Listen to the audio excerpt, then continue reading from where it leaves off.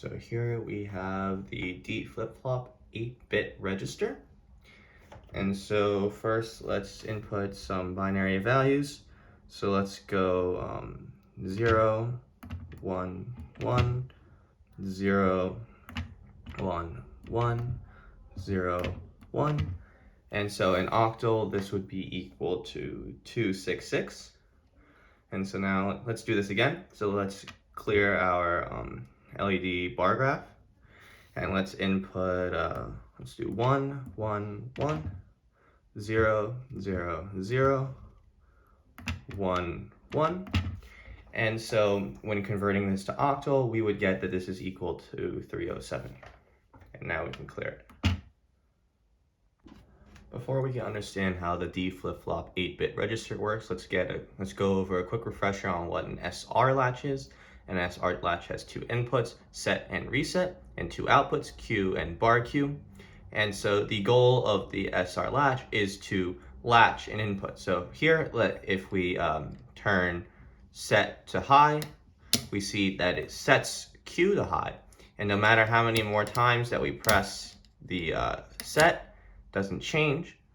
And in order to revert the state back to the original, we would need to hit the reset input, which would reset Q back to low. Here's the truth table here, and this is the general logic of it. So this circuit here is also an SR latch, but you'll notice that this circuit also contains an additional input. This input is called our enable input. So as you can see here, the SR latch doesn't work if we only use the set and reset inputs. However, if we hold the enable input down, then the SR latch works as normal. So how this works is relatively simple. What we do is we take this standard SR latch and we add an additional set of logic gates, these two AND gates, into the device. And what these AND gates do is they allow us to add an enable pin. And so what this means is that the inputs for S and R can only be high if enable is high as well. So if enable is low, even if set is high, the AND gate won't allow any high current to pass through. But as we can see on this truth table, if enable and set are high, then the Q input will also be high. So the SR latch works as normal. The only difference is that we have this enable input here. So how is the enable pin important for the circuit?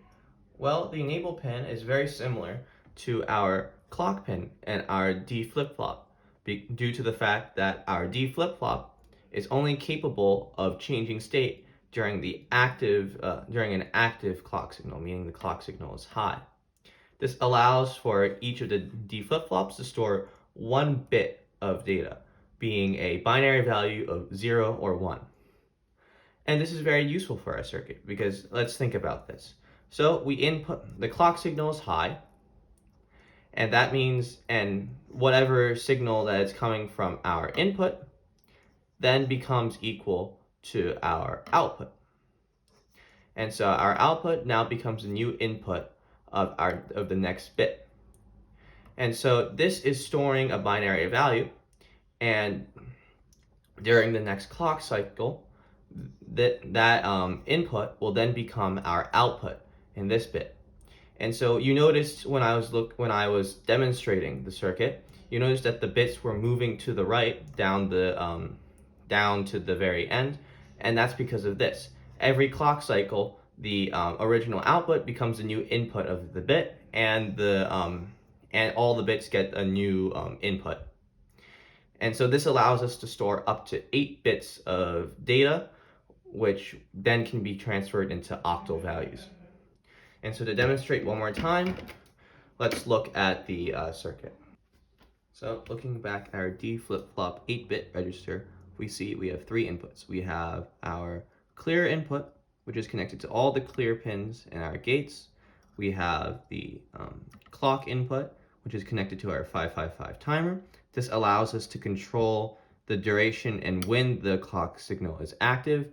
And then we have our D input, which gives us the values for our memory. And so here we can see that just like in the gated SR latch, pressing this does nothing. But if we hold the active, so if we hold it down, we're giving this an input of 1, and during the next active clock cycle, it'll give an output of 1. And we can see that when we press the clock signal, we get an output of 1. We let go, it's giving an input of 0, and so that means the next time it'll be 0. And these inputs and outputs are moving down all 8 gates of the circuit. And so now if we clear it, we can then do this again. So first we give it an input of 1, and then we can continuously press the clock signal to activate the clock cycle, and giving it inputs of 0, and you'll see it's moving down all 8 bits, and then we can clear it. And so that's how essentially this circuit is capable of storing 8 bits of data.